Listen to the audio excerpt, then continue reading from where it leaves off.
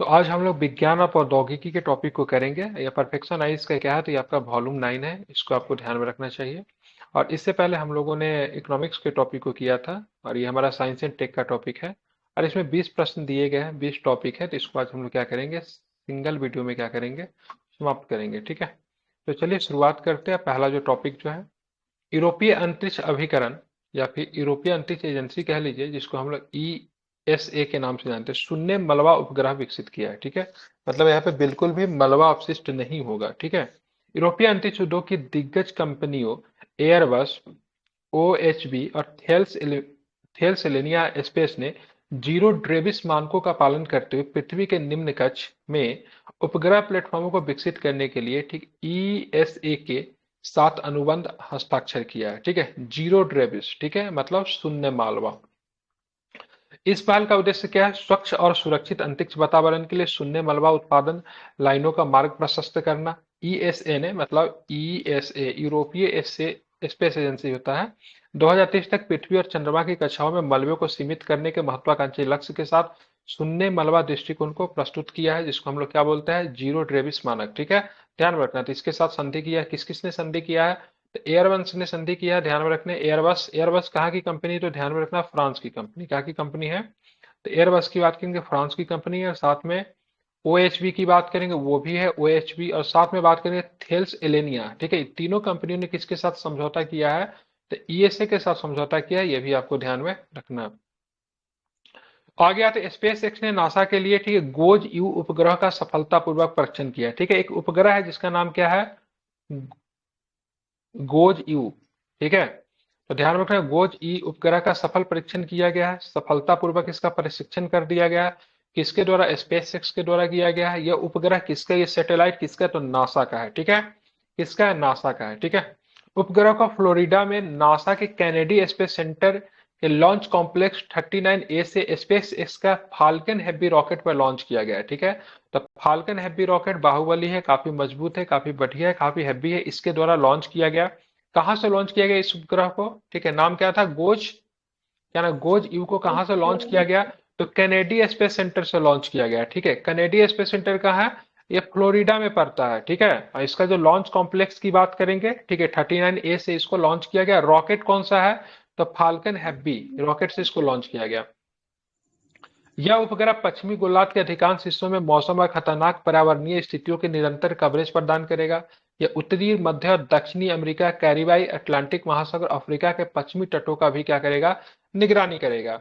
यह सौर ज्वालाओं और कोरोनल मास इंजेक्शन जैसी अंतरिक्ष मौसम की घटनाओं का देखने और भविष्यवाणी करने में क्या होगा, बहुत अधिक उपयोगी होता है। ये हमारे लिए उतना इंपॉर्टेंट नहीं, लेकिन हमारे लिए इंपॉर्टेंट क्या है, तो भाई साहब रॉकेट का नाम क्या है, गोज यू नाम है। ठीक है, इसको किसके द्वारा, स्पेसएक्स के द्वारा इसको सफलतापूर्वक इसको प्रक्षेपित किया गया। किस रॉकेट का प्रयोग किया गया, फाल्कन 9 रॉकेट का प्रयोग किया, फाल्कन हैवी रॉकेट का प्रयोग किया गया है। इसको कैनेडी स्पेस सेंटर जो कि फ्लोरिडा में, वहां से इसको लॉन्च किया गया है। ये आप ध्यान में रखेंगे, ये महत्वपूर्ण है आपके लिए। ठीक है, मानव अंतरिक्ष उड़ान कार्यक्रम भारत साझेदार राष्ट्र घोषित हो गया है। ठीक है, मानव अंतरिक्ष उड़ान कार्यक्रम का भारत साझेदार राष्ट्र घोषित हो गया है। Space exploration and research agency, जिसको हम लोग सीरा के नाम से जानते हैं, और ब्लू ओरिजन, तो ब्लू ओरिजन की बात करेंगे, जेफ बेसोफ की कंपनी है। ठीक है, ये भी स्पेस के क्षेत्र में अच्छा काम कर रही है। ब्लू ओरिजन ने भारत को मानव अंतरिक्ष उड़ान कार्यक्रम के लिए साझेदार राष्ट्र घोषित किया। किस किस ने, तो space exploration and research agency, जिसको हम लोग सीरा के नाम से जानते हैं, और साथ में ब्लू ओरिजिन का नाम ध्यान में रखेगा। ब्लू ओरिजिन की बात करेंगे, तो ब्लू ओरिजिन जो है सो आपका जेफ बेसोफ की कंपनी, अमेजन वाले जेफ बेसोफ। ठीक है, इसको ध्यान में रखना है। यह कार्यक्रम ब्लू ओरिजिन के न्यू शेफर्ड रॉकेट पे 6 सीटें प्रदान करता है, जो प्रतिभागियों को अंतरिक्ष की सीमा, ठीक है, कार्बन रेखा के आगे 11 मिनट की यात्रा पे ले जाता है। ठीक है, इसके तहत कोई भी भारतीय नागरिक सत्यापन परियोजना के लिए लगभग 2.5 अमेरिकी डॉलर की मामूली शुल्क देकर आवेदन कर सकता है। ठीक है, मतलब 2.5 अमेरिकी डॉलर का एक मामूली शुल्क देकर मतलब आवेदन यहाँ पे किया जा सकता है। ठीक है, ध्यान में रखना। चयनित अंतरिक्ष यात्री को प्रशिक्षण दिया जाएगा तथा अपनी उपकक्षीय उड़ान के दौरान कई मिनट तक भारहीनता का अनुभव कराया जाएगा। ठीक है, मतलब प्रशिक्षण में तो यहाँ पे जीरो ग्रेविटी का मतलब क्या करवाया जाएगा, उनको अनुभव करवाया जाएगा। ठीक है, तो इसको ध्यान में रखना है। तो भारत जो है अंतरिक्ष उड़ान कार्यक्रम का भारत साझेदार राष्ट्र बन गया है। Space exploration and research agency Sira blue origin के द्वारा भारत को इसमें शामिल कर लिया गया, मतलब घोषित कर दिया गया। ठीक है, कोई भी नागरिक की बात करेंगे भारत का, ठीक है, 2.5 अमेरिकी डॉलर का मामूली शुल्क लेकर मतलब क्या कर सकता है, आवेदन कर सकता है। जो अंतरिक्ष यात्री इसमें चयनित किए जाएंगे उनको प्रशिक्षण दिया जाएगा। ठीक है, इसको आपको ध्यान में रखना है। आदित्य एल वन ने एल वन पॉइंट से अपना राउंड पूरा कर लिया है। तो आदित्य एल वन ने एल वन पॉइंट का पहला राउंड पूरा कर लिया। ठीक है, देश के पहले सौर मिशन अभियान आदित्य एल वन ने, ठीक है, एल वन अर्थात लैंग्रेज क्या बोलते हैं इसको, लैंग्रेजियन बिंदु के चारों ओर पहली परिक्रमा सफलतापूर्वक पूरी कर ली है। ठीक है, तो आदित्य एल वन की बात करेंगे तो आदित्य एल वन ने एल वन पॉइंट, ठीक है, ध्यान में रखना, एल वन पॉइंट का पहला राउंड पूरा कर लिया, मतलब एक चक्कर इसका घूम गया। ठीक है, एल वन का मतलब क्या होता है, तो लैंग्रेजियन पॉइंट होता है। ठीक है, इसका एक चक्कर घूमा। अब इससे जो प्रश्न जो बनेंगे वो काफी इंपॉर्टेंट हो जाएंगे। तो आदित्य एल वन जो इसका नाम है, तो एल वन पॉइंट का एक चारों चक्कर पूरा करने में इसको कितना दिन लगा। ठीक है, तो 178 दिन इसको लगा। ये बहुत इंपॉर्टेंट है, इस डाटा को आपको ध्यान में रखना है। ठीक है, कितने दिन लगे इसको, तो 178 दिन इसको लगे एक चक्कर पूरा करने में। ठीक है, एल वन का मतलब क्या, लैंग्रेजियन पॉइंट होता है। ठीक है, आप देखेंगे आदित्य एल वन को कब इसको लॉन्च किया गया था। ठीक है, तो 2 सितंबर 2023 को इसको लॉन्च किया गया था। कब लॉन्च किया गया था, तो 2 सितंबर 2023 को इसको लॉन्च किया गया। ठीक है, किसके द्वारा, तो PSLV C57 के द्वारा इसको लॉन्च किया गया था। पोलर सैटेलाइट लॉन्च व्हीकल, जिसको हम लोग C57 के तौर पर भी जानते हैं, उसके द्वारा इसको प्रक्षेपित किया गया था। ठीक है, आदित्य एल वन का प्राथमिक उद्देश्य सूर्य के विकिरण, ऊष्माकन प्रवाह तथा चुंबकीय क्षेत्र सहित सूर्य के व्यवहार, सूर्य का व्यवहार मतलब कि उसका जो एक्टिविटी वगैरह जो है वो सबको मतलब क्या करना है, वो पृथ्वी को किस प्रकार से इफेक्ट करता है के संबंध में पूरी जानकारी हासिल करना, ये भी आपको ध्यान में रखना है। ठीक है, तो कितने दिनों में अपना एल वन का एक चक्कर पूरा लगा लिया है, तो 178 डे में लगाया। इसको भी आपको ध्यान में रखना है। ठीक है, उत्तर भारत का पहला मौसम गुब्बारा, ठीक है, ध्यान रखें, एएमयू, एएमयू का मतलब अलीगढ़ मुस्लिम यूनिवर्सिटी। ठीक है, तो उत्तर भारत का पहला मौसम गुब्बारा अलीगढ़ मुस्लिम यूनिवर्सिटी में। ठीक है, इसरो ने अलीगढ़ मुस्लिम यूनिवर्सिटी या फिर विश्वविद्यालय के भूगोल विभाग में उत्तर भारत का पहला मौसम गुब्बारा लॉन्च किया है। ठीक है, तो उत्तर भारत का पहला मौसम गुब्बारा को कहाँ पे लॉन्च किया गया है, तो अलीगढ़ मुस्लिम यूनिवर्सिटी में उत्तर भारत का पहला मौसम गुब्बारा को लॉन्च किया गया है। इसको याद रखिएगा, इंपॉर्टेंट बन सकता है, सीधा सीधा प्रश्न पूछा जा सकता है। तो बताओ, उत्तर भारत का पहला मौसम गुब्बारा को कहाँ पे लॉन्च किया गया, तो ध्यान में रखना कहाँ पे, तो अलीगढ़ मुस्लिम यूनिवर्सिटी में इसको लॉन्च किया गया है। इसको ध्यान में रखेंगे, भूलेंगे नहीं। ठीक है, अब बात करेंगे कितने किलोमीटर की ऊंचाई पर है, तो 35 किलोमीटर की ऊंचाई पर स्थापित किया गया है। लगभग 100 किलोमीटर के दायरे में मौसम का पूर्वानुमान देगा। ठीक है, ध्यान में रखें, पहले ही मौसम के बारे में जानकारी दे देगा। इसके लिए इसरो ने एएमयू के साथ एक समझौता ज्ञापन पर हस्ताक्षर भी किया है। सेंसर युक्त इस गुब्बारे में जीपीएस के साथ साथ, ठीक है, radio sound meter, humidifier, thermometer और विंड स्पीड मीटर भी लगाया गया है। ठीक है, तो उत्तर भारत का पहला मौसम गुब्बारा कहाँ पे लॉन्च किया गया, तो एएमयू में लॉन्च किया गया है। ठीक है, जो कि 35 किलोमीटर की ऊंचाई पर स्थापित है, 100 किलोमीटर की दायरा में मौसम के संबंधी जानकारी ये देगा। इसको भी आपको ध्यान में रखना चाहिए। ठीक है, विश्व का पहला निम्न तापमान थर्मल बिलवनी बिलवनी सेंटर लक्षद्वीप में स्थापित किया गया। बिलवनी करने का मतलब क्या होता है, ठीक है, मतलब सो सलाइन वाटर को, मतलब वो क्या बोलेंगे उसको यार, ड्रिंकिंग वाटर में जो बदल दे। ठीक है, समझ रहे हैं ना, जो मतलब सलाइन वाटर मतलब समुद्र के पानी, खारा जल को जो मतलब क्या बोलते हैं ना, ड्रिंकिंग वाटर न्यूट्रलाइजेशन, में तब्दील कर दो, उसको कहते हैं। ठीक है, और इस पोटेबल टेक्नोलॉजी में वाटर। कौन सा देश सबसे आगे है, तो इस प्रकार के इजराइल। टेक्नोलॉजी में सऊदी कौन सा देश, अरबिया। बिल्कुल ठीक, सऊदी इजराइल अरबिया, आगे। नहीं नहीं, इजराइल। ठीक इजराइल है, सऊदी आगे। अरबिया। इजराइल इसमें बहुत, नो, इजराइल के पास ये टेक्निक बहुत अच्छा है। ठीक है, इजराइल भी यहाँ पे मदद कर रहा है हमारा। ठीक है, तो चेन्नई स्थित राष्ट्रीय महासागर प्रौद्योगिकी संस्था लक्षद्वीप के कवरत्ती द्वीप में महासागरीय तापीय ऊर्जा रूपांतरण की तकनीक का उपयोग करके दुनिया का पहला स्वसंचालित, ठीक है, विलवनीकरण संयंत्र स्थापित कर रहा है। ठीक है, ध्यान में रखना है।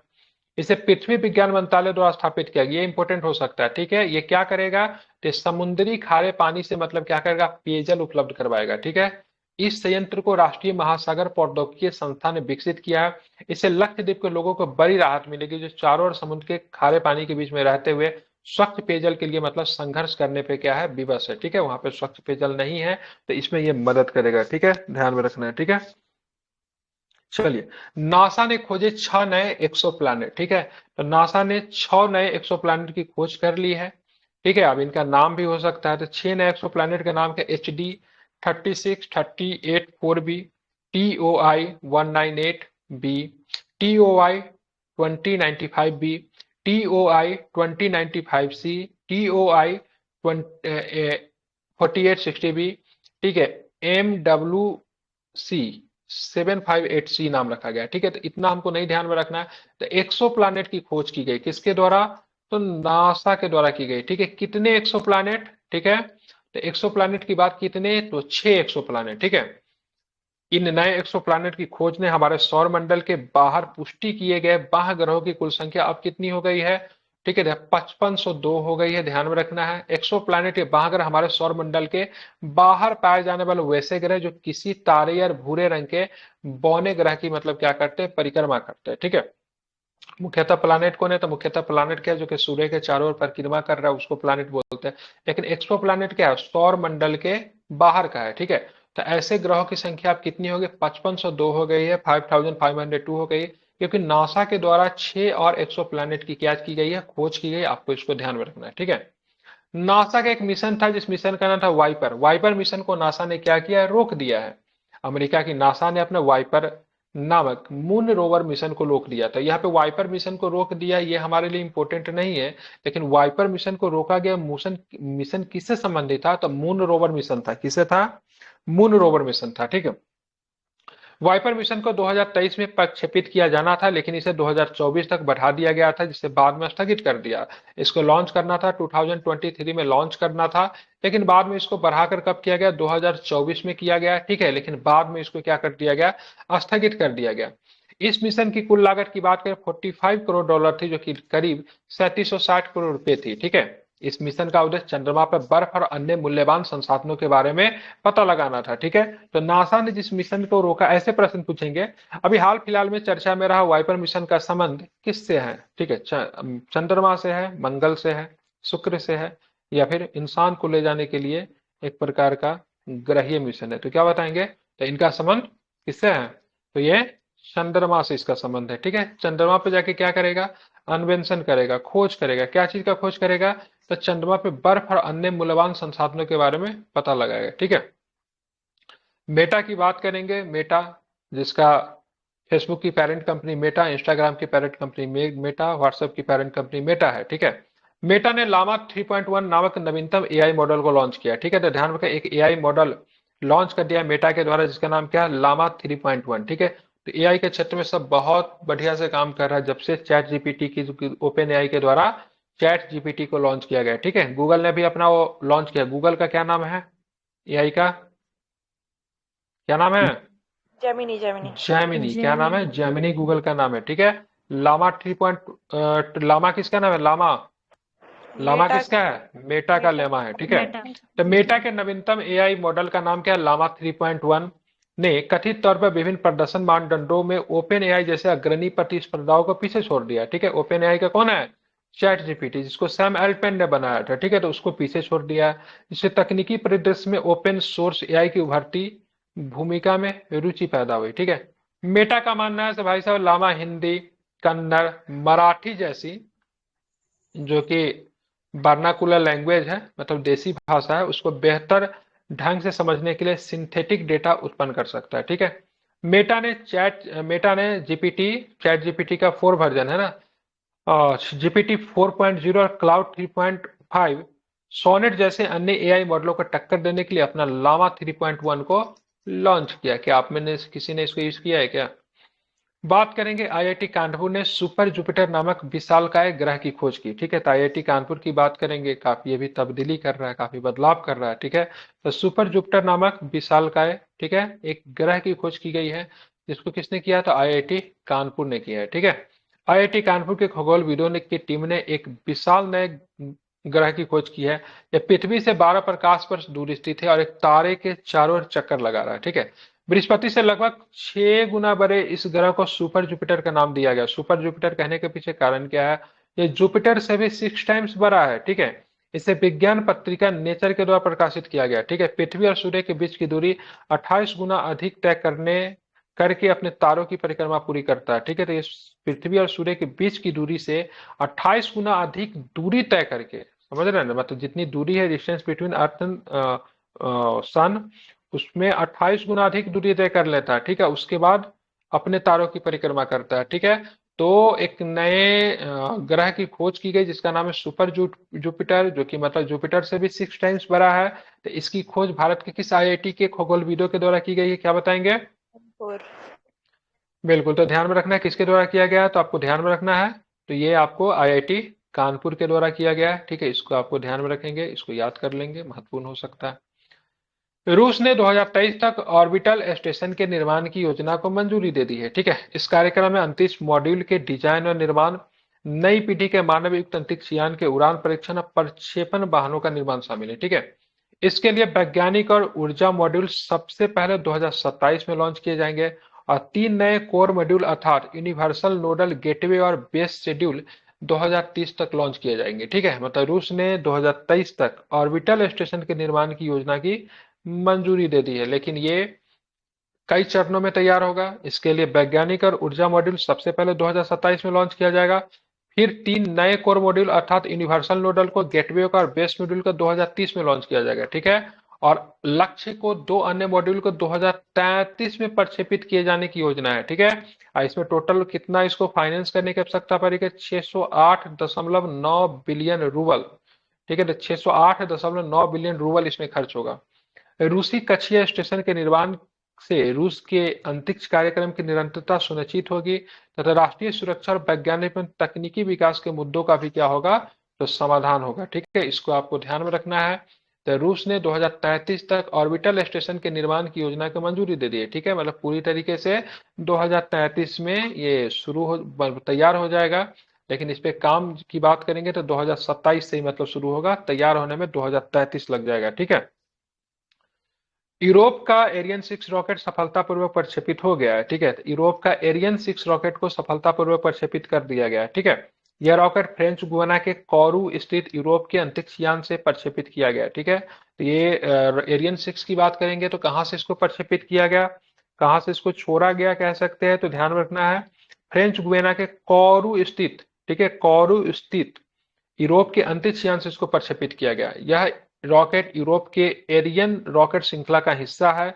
यह रॉकेट लो अर्थ ऑर्बिट और दून गहन अंतरिक्ष मिशन लॉन्च कर सकता है। ठीक है, तो ध्यान रखें यूरोप का जो नया रॉकेट का जो सफलतापूर्वक प्रक्षेपित किया गया उसका नाम क्या है, तो उसका नाम क्या है, एरियन 6। क्या नाम है उसका, तो उसका नाम जो है एरियन 6 है, इसका नाम आपको ध्यान में रखना है। ठीक है, यह प्रक्षेपण यूरोपीय अंतरिक्ष प्रयासों के लिए एक महत्वपूर्ण मील का पत्थर साबित हुआ, जो विलंब और स्वतंत्र प्रक्षेपण क्षमताओं को हानि से मतलब क्या थे, ग्रस्त है, मतलब काफी लेट हो रहा था। ठीक है, ध्यान में रखेंगे, और इनके पास अपना भी बहुत ज्यादा, ईएसए के पास बहुत ज्यादा वो सिस्टम नहीं था, तो अब जाके ये किया है, तो अपने आप को एक बेहतर बनाने की कोशिश किया। ठीक है, तुर्की है, जो कि कभी तुर्की हुआ करता था, ने पहले स्वदेशी संचार उपग्रह तुर्क सेट 6A को लॉन्च किया है। ठीक है, तो ध्यान रखिएगा, तुर्क सेट 6A को लॉन्च किया गया, जो कि इनका पहला स्वदेशी संचार है। स्पेस एक्स ने तुर्की निर्मित संचार उपग्रह तुर्क सेट 6A को लॉन्च किया है। ठीक है, ध्यान रखिएगा क्या है, तो ये संचार उपग्रह है। ठीक है, ध्यान रखिएगा कम्युनिकेशन पे काम करेगा। किसके द्वारा लॉन्च किया गया, स्पेस एक्स के द्वारा लॉन्च किया गया। ठीक है, तुर्क सेट 6A उपग्रह एसेल्सन इंजीनियरों के द्वारा विकसित कू बैंड एवं एक्स बैंड संचार पेलोड से सुसज्जित है। तुर्कसेट 6 परियोजना का लक्ष्य देश के भीतर भू स्थिर कक्षा उपग्रहों के लिए उपयुक्त उपग्रह प्लेटफॉर्म विकसित करना है, आवश्यक बुनियादी ढांचा की भी स्थापना कर रहा है। ठीक है, तो भू स्थिर कक्षा में जो उपग्रह जो होता है उसकी हाइट कितनी होती है, ठीक है, 25,000, 36,000, 40,000, 42,000, कितना किलोमीटर हाइट होती है? 30,000। 36,000 होती है। ठीक है, कितना होता है, 36,000 होता है। ठीक है, तो उसी को लेकर काम करेगी।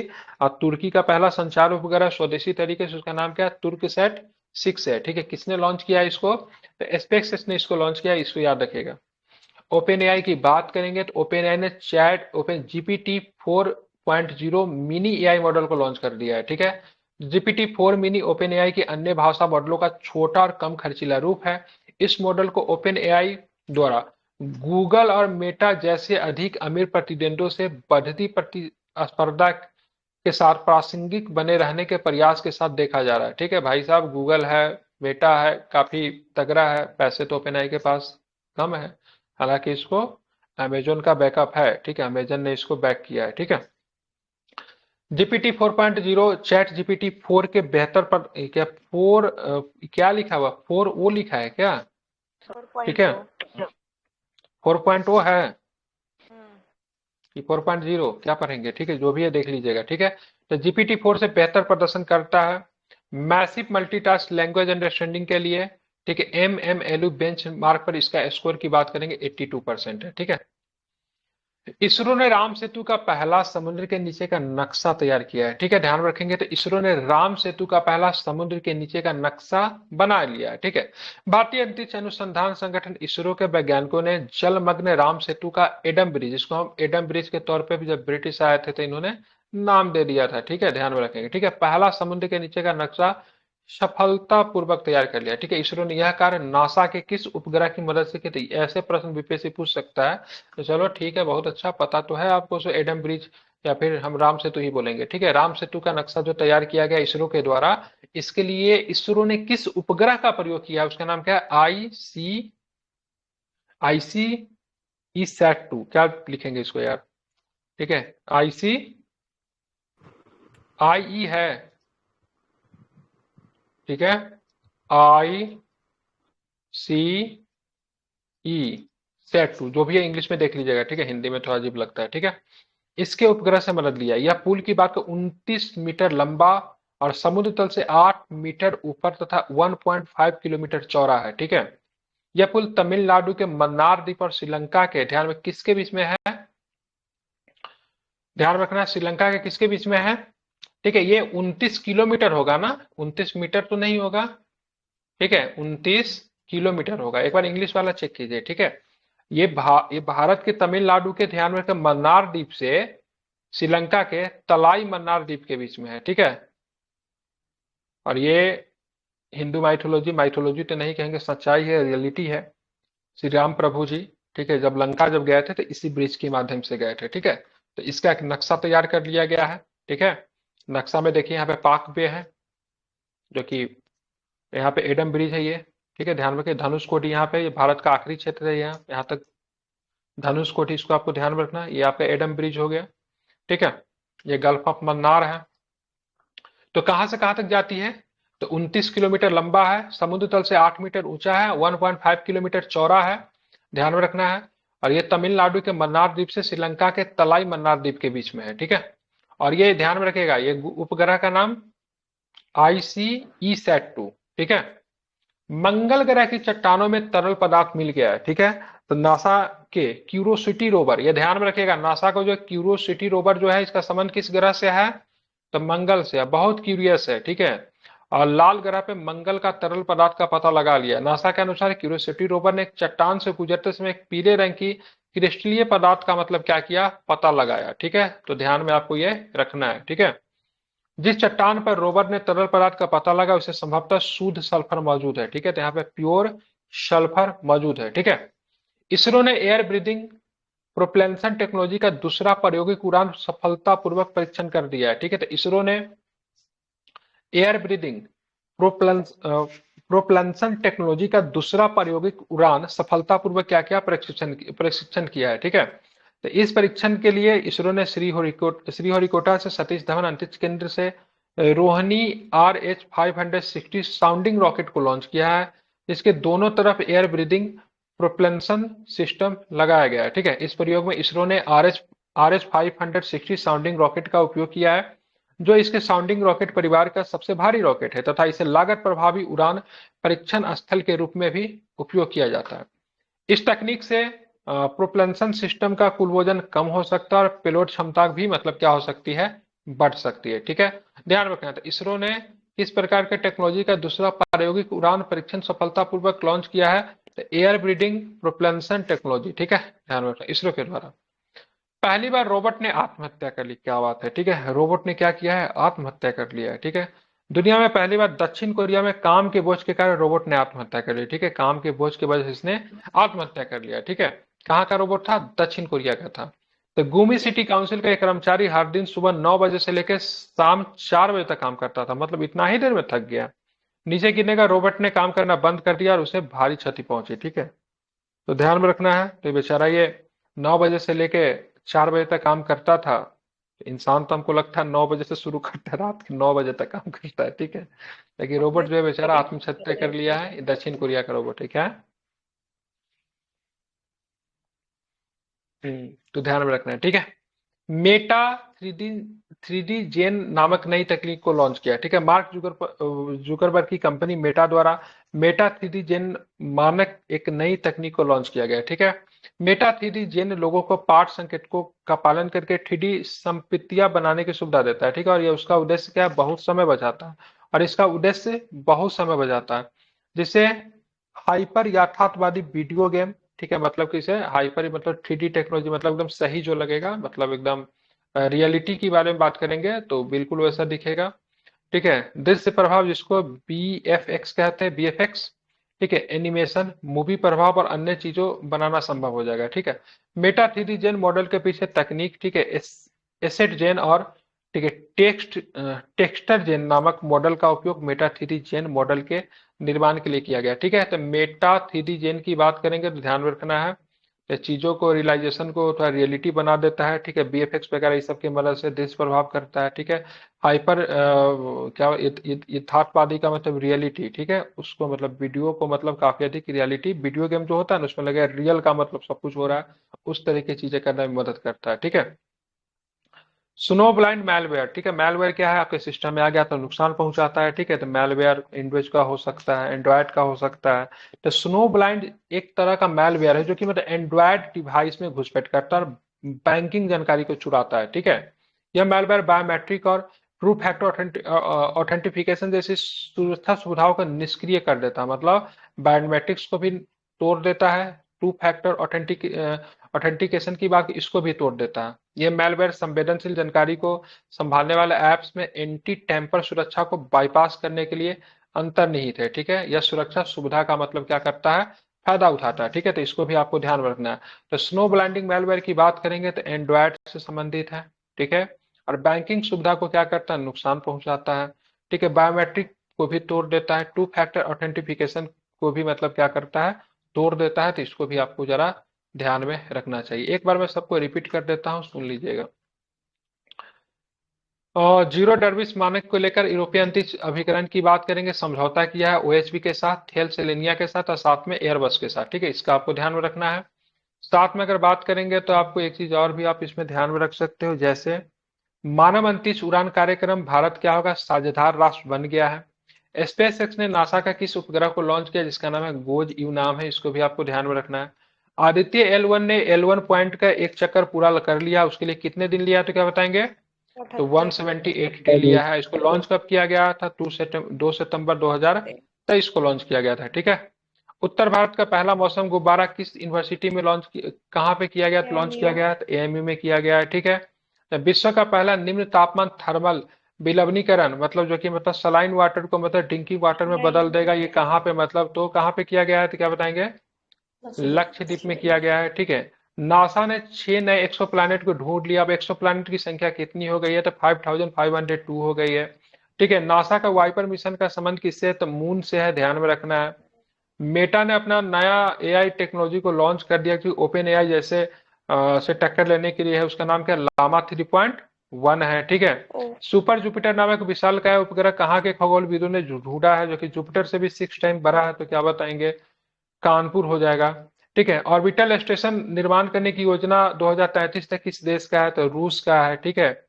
एरियन 6 रॉकेट को सफलतापूर्वक किसने लॉन्च किया, तो यूरोप ने किया है। कहां से, तो गुएना के कोरू स्थित यूरोप अंतरिक्ष यान से किया गया है। पहला स्वदेशी लॉन्चर, ठीक है, तुर्क सेट 6A को किसने सफलतापूर्वक लॉन्च किया है, तो तुर्की ने किया है, लेकिन इसको लॉन्च करने का काम जो है किसने किया है, स्पेस एक्स ने, ठीक है। Open AI chat GPT 4.0 mini AI model को लॉन्च किया है, ठीक है, ध्यान में इसको रखना है। राम सेतु का पहला समुद्र के नीचे का नक्शा इसरो ने तैयार किया, इसके लिए किस सैटेलाइट का यूज किया गया, ध्यान में रखना है, तो ICESat 2 का यूज किया गया, ठीक है। मंगल ग्रह की चट्टानों पर तरल पदार्थ मिल गया, वो नासा का रोवर का नाम बताया, उसका नाम क्या है, क्यूरियोसिटी रोवर, ध्यान में इसको रखना है। बात करेंगे आगे तो क्या है, हाँ, इसरो ने एयर ब्रीदिंग प्रोपल्शन टेक्नोलॉजी का दूसरा प्रायोगिक उड़ान परीक्षण का सफलतापूर्वक पूरा कर लिया है। पहली बार रोबोट ने आत्महत्या कर ली। कहाँ का रोबोट है? दक्षिण कोरिया का रोबोट है। मेटा ने 3D जेन मानक की नई तकनीकी को लॉन्च किया है, जो कि मतलब गेमिंग वगैरह को काफी अधिक इम्प्रूव करने का, रियलिटी को मतलब क्या करेगा, जैसा दिखाएगा। ठीक है, तो इसको आपको ध्यान में रखना चाहिए।